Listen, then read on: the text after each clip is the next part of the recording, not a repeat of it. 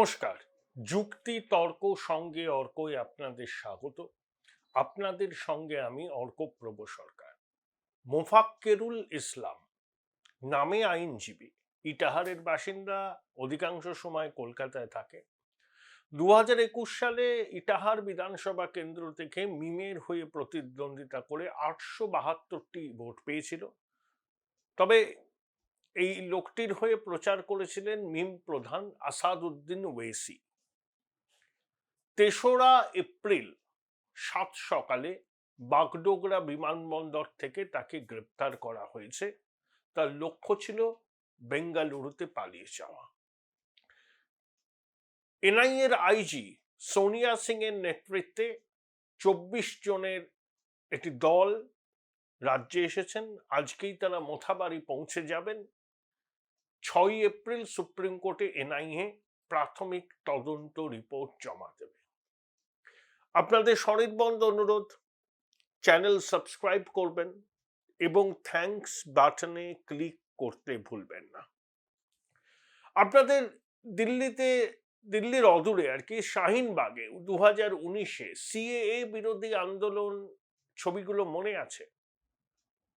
এক হাতে জাতীয় পতাকা, এক হাতে সংবিধান নিয়ে অনেকে সিএএ বিরোধী আন্দোলন করেছিলেন। পরবর্তীকালে সেই আন্দোলন থেকে হিংসার উস্কানি দেওয়া হয়েছিল, অনেকে গ্রেপ্তার করা হয়েছিল, এখন অনেকে তিহার জেলে আছেন। তাহলে একটা প্রবণতা কি দেখছি, এক হাতে জাতীয় পতাকা নিয়ে অবরোধ, বিক্ষোভ, আন্দোলন। এই যে আইনজীবী, এর নামে আইনজীবী, এর কাজটা হচ্ছে উস্কানি দেওয়া। একটি টেম্পো বা মাটাডোরের মাথায় দাঁড়িয়ে সে লাগাতার উস্কানি দিয়ে গেছে। দেখলাম জাতীয় পতাকাও আছে, এবং সন্ধেবেলা অবরুদ্ধ জাতীয় সড়কে সে বক্তব্য রাখছিল। সব মোবাইলে টর্চ জেলে সমবেত জনতা হর্ষধ্বনি করছিল। এই ছবি ভাইরাল হয়েছে। এখন প্রশ্ন, মিমের এই অল্প পরিচিত লোকটি কি মূল পান্ডা? আইএসএফ এর প্রার্থীকে গ্রেপ্তার করা হয়েছে, আরো 18 জনকে গ্রেপ্তার করা হয়েছে, কিন্তু মিম বা আইএসএফ মালদায় কতটা শক্তিশালী? তারা এইভাবে সংগঠিত একটা ঘটনা ঘটালো, একেবারে সংগঠিত, পূর্ব পরিকল্পিত। জাতীয় সড়ক এতক্ষণ ধরে অবরোধ করা, এবং এই যে অবরোধের পরিকল্পনা অনেকদিন ধরে করা হচ্ছিল, নইলে সেখানে জাতীয় সড়কের পাশে কিভাবে রান্না করে খিচুড়ি পরিবেশন করা হয়। মিম 2023-এ পঞ্চায়েত বোর্ডে মালদায় লড়েছিল, সাকুল্যে 60,000 ভোট পেয়েছিল। আইএসএফ এর যা প্রভাব, মূলত সেটা দক্ষিণবঙ্গে। 2021-এর ফলাফল কি? মালদা জেলায় তৃণমূল 8টি আসন, বিজেপি 4টি আসন, কংগ্রেস বাম কেউ খাতা খুলতে পারেনি। তাহলে এই সংগঠিত ঘটনাটা ঘটিয়েছে মিম, কংগ্রেস, আইএসএফ। এই যে ব্যাখ্যা দিদিমণি এবং তার দল দিচ্ছে, সেটা সর্বান্তকরণে ভ্রান্ত। আসলে শাসকের লক্ষ্য ছিল বিচার বিভাগের আধিকারিকদের চমকানো। যেভাবে বিএলও, ইআরও, এইআরওদের তারা চমকান, বিচার বিভাগের আধিকারিকদের বাগে আনতে পারছিলেন না। খেলা ক্রমশ হাতের বাইরে বেরিয়ে যাচ্ছে দেখে তাদের চমকানোর পরিকল্পনা হয়েছিল। যে কারণে মলয় ঘটকের চাকরি গেছে আইনমন্ত্রী হিসাবে। তিনি দিদিমণির ইচ্ছা পূরণ করতে পারেননি, নিজের অপরাগতার কথা জানিয়ে দিয়েছিলেন। তারপর দিদিমণি কি বলেছিলেন? আইনটা আমি নিজেই দেখব। আর যেদিনকে ঘটনা ঘটলো, সেদিনকে দিদিমণি আশেপাশের 20-30 কিলোমিটার অঞ্চলে নির্বাচনী প্রচার করছেন। কি বললেন আমি কিচ্ছু জানতাম না, একজন সাংবাদিক তাকে বলেছেন। মিথ্যাচার করা ওনার স্বভাব, প্যাথোলজিক্যাল লায়ার বলেন অনেকে। আমি এত কটু ভাষ্য দেব না, কিন্তু মিথ্যাচার উনি করে থাকেন, কিচ্ছু জানতেন না উনি। তিনি 20-30 কিলোমিটার দূরে নির্বাচনী সভা করছেন, আর 12 নম্বর জাতীয় সড়ক অবরুদ্ধ হয়ে আছে ঘন্টার পর ঘন্টা, উনি কিচ্ছু জানেন না। চমৎকার। আসলে দিদিমণি উস্কানি দিচ্ছেন না। মা বোনেরা, আপনাদের নাম কেটে দিল, আপনারা প্রতিবাদ করবেন না। কখনো মাতৃশক্তিকে বলছেন হাতা খুন্তি নিয়ে বেরিয়ে এসো, কেন্দ্রীয় বাহিনীর বিরুদ্ধে রুখে দাঁড়াও। ক্রোনোলজিগুলো আপনাদের বুঝতে হবে। এই ক্রোনোলজিগুলো বুঝলেই মোথাবাড়ি, কালিয়াচক জাতীয় সড়ক অবরোধের ঘটনার আসল চক্রী কে বা কারা সেটা আপনাদের কাছে স্পষ্ট হয়ে যাবে। দিদিমণি আসলে চাইছেন ওই 2021-এর মতো 100টার মধ্যে 91টা মুসলমান ভোট নিশ্চিত করতে, যাতে তার দুশ্চিন্তা অনেকটা দূর হয়। হিন্দু ভোট তিনি পাবেন না, ওই বেনিফিশিয়ারি আর কিছু লুম্পেন প্রলেতারিয়েট দিলেও দিতে পারে। ম্যাক্সিমাম হিন্দু ভোট এবার ওনার মুখ ফিরিয়ে নেবে। 100টার মধ্যে কম করে 65টা হিন্দু ভোট বিজেপির পক্ষে পড়বে। তারপর যদি বাম, কংগ্রেস, আইএসএফ, হুমায়ুন তার দুধেল গাইদের ভোট ব্যাংকে আঘাত আনে, সেটা দিদিমণির পক্ষে সামলানো মুশকিল। এই দুধেল গাই শব্দবন্ধটা কিন্তু দিদিমণির শব্দবন্ধ, এর কি বলবো আর কি, কপিরাইট কিন্তু দিদিমণি। তাই আমি শব্দবন্ধটা উল্লেখ করলাম। আমি কোনো সম্প্রদায়কে এইভাবে উল্লেখ করার পক্ষপাতী নই, যেহেতু দিদিমণি করেছেন তাই আমি তার কাছ থেকে ঋণ স্বীকার করছি এই শব্দবন্ধ ব্যবহারের জন্য। ব্যক্তিগতভাবে আমি এই শব্দবন্ধ ব্যবহারের পক্ষে নই। তাহলে ওই 100টার মধ্যে 91টা ভোট চাইছেন, সেটা কখন সম্ভব? যখন সম্পূর্ণ পোলারাইজেশনটা করতে পারবেন। কিন্তু বর্তমানে যা পরিস্থিতি, একে বাবরি মসজিদ করব বলে হুমায়ুন মুর্শিদাবাদে অন্তত তৃণমূলকে ধাক্কা দেবে, আর কোথায় কি করবে আমি জানি না, মুর্শিদাবাদে ধাক্কা দেবে। মালদাতে মূলত লড়াইটা কংগ্রেসের সঙ্গে বিজেপির, উত্তর দিনাজপুরেও তাই।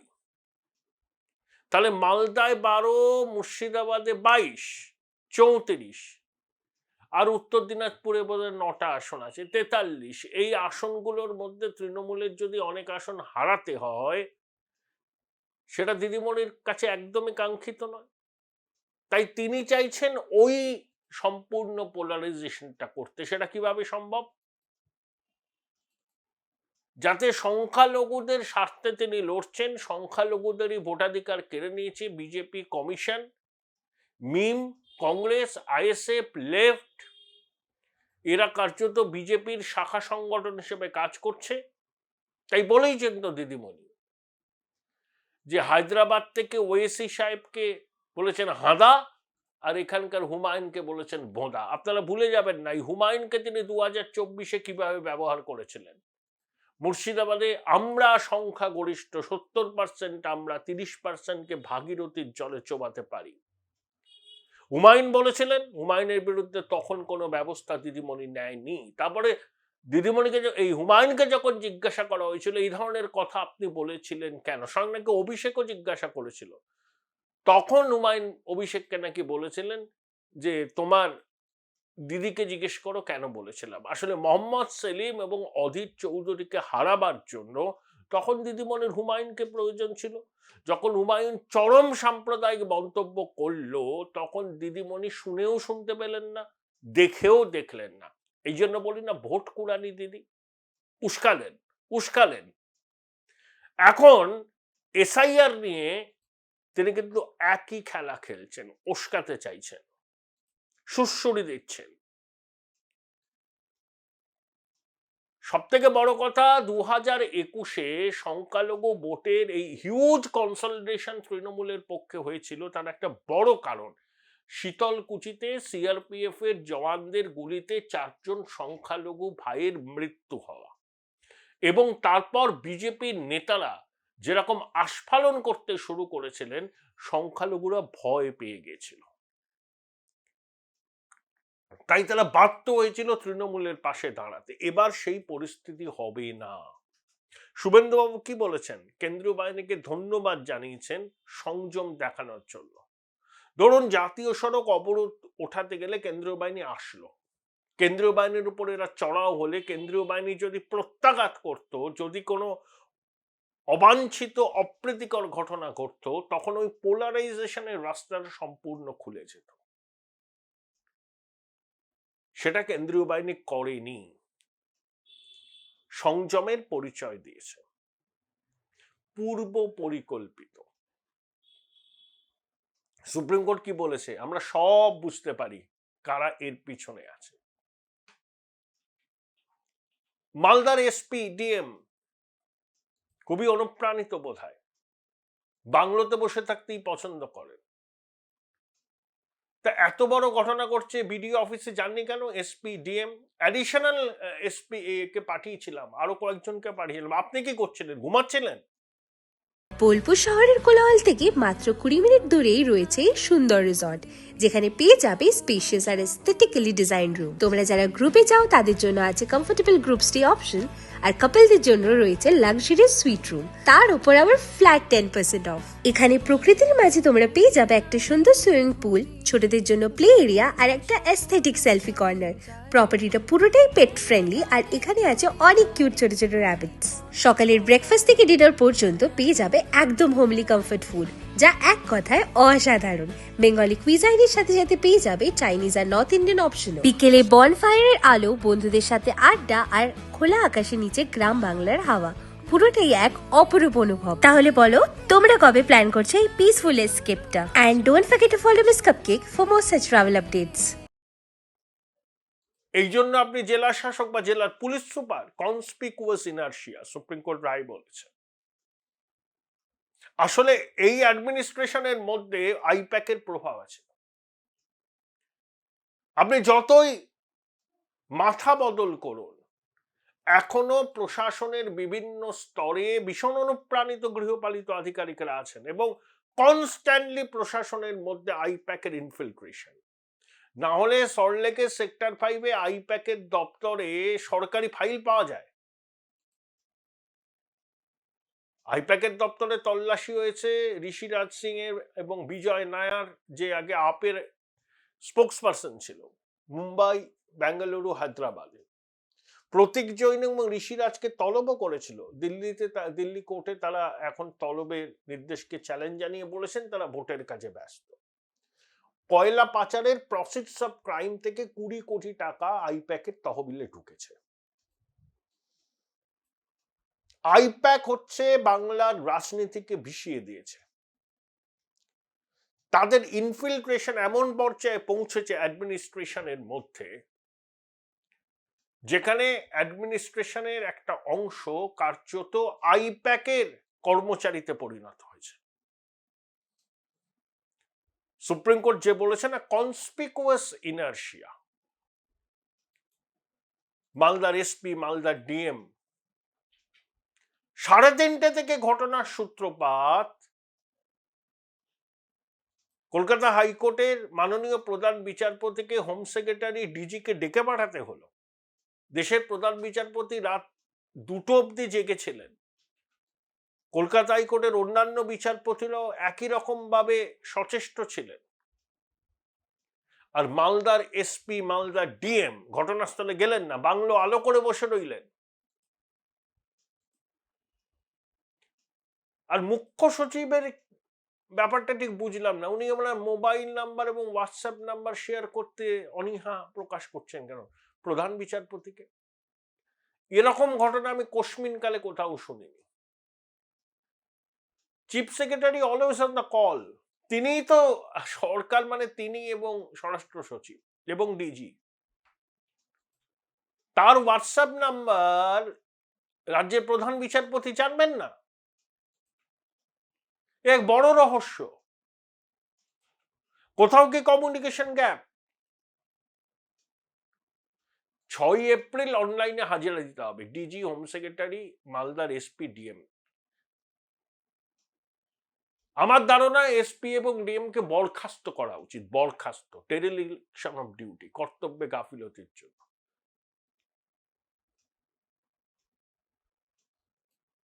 মামার বাড়ি। 7 জন বিচার বিভাগীয় আধিকারিক বন্দী রইলেন 3:30 থেকে, জল পাননি, খাবার পাননি। আর এসপি ডিএম একবারও গেলেন না। অ্যাডিশনাল এসপি আর অন্য অধস্তন লোকদের পাঠিয়ে দায় সারলেন। আপনাদের উদ্দেশ্যটা কি ছিল? তারপর যখন একজন মহিলার এই অডিও ভাইরাল হয়েছে, আমার পক্ষে সত্যতা যাচাই করা সম্ভব না, কিন্তু সবার দেখি যে শুনলাম একজন মায়ের আর্তনাদ, তার কিছু হয়ে গেলে তার সন্তানদের যেন কলকাতা হাইকোর্ট দেখে। আচ্ছা, একটা পুলিশের পাইলট কার দিয়ে পাঠিয়েছিলেন, কলকাতা পুলিশ এবং রাজ্য পুলিশের পাইলট কারগুলোর অবস্থা দেখেছেন? মাঝে মধ্যেই বিগড়ে যায়, রক্ষণাবেক্ষণ হয় কিনা আমি জানি না। কেন কয়েক গাড়ি কেন্দ্রীয় বাহিনীর জওয়ানদের দেননি? মিসিং লিঙ্কগুলো এখানেও খুঁজতে হবে। প্রথম কথা, দিদিমণি কনস্ট্যান্ট বলে যাচ্ছেন হাতা খুন্তি নিয়ে মেয়েরা বেরিয়ে আসুন, কেন্দ্রীয় বাহিনীকে রুখুন, ভোট কেন্দ্র পাহারা দিন। ওটা আপনাদের দায়িত্ব নয়, ওটা কেন্দ্রীয় বাহিনী দেবে, কমিশন দেবে। মাতৃশক্তির কাজ হচ্ছে নির্ভয়ে ভোটটা দেওয়া। আপনারা প্রতিবাদ করবেন না, আপনাদের নাম কেটে দিল। ক্রোনোলজিগুলো বুঝতে হবে। জাতীয় সড়কে অবরোধ হলো এতক্ষণ, এটা মিম, কংগ্রেস, আইএসএফের পক্ষে সম্ভব? মালদা জেলায় কার শক্ত ঘাঁটি, কার বিধায়ক? জাতীয় সড়কে খিচুড়ি রান্না হলো মানে দীর্ঘ করার পরিকল্পনাটা ছিল। অ্যাডমিনিস্ট্রেশনের কাছে হয়তো কোনো খবরই ছিল না, বা খবর থাকলেও তারা হাত পা গুটিয়ে বসেছিল। যা হচ্ছে হোক, ওই মেরুকরণটা করতে হবে না। 100টার মধ্যে 91। কেন্দ্রীয় বাহিনী ওখানে গেলে তাদের উপর চড়াও হতো, এবং কেন্দ্রীয় বাহিনী যদি প্রত্যাঘাত করত, ওই সুযোগটাই কিন্তু চাইছিলেন একদল মানুষ। তাহলে তাদের সংখ্যালঘু ভোটটাকে মেরুকরণ করার সুবিধা হয়। ঠিক শীতলকুচির ঘটনাকে হাতিয়ার করে 2021 রাজ্যের শাসক দল যা করেছিল,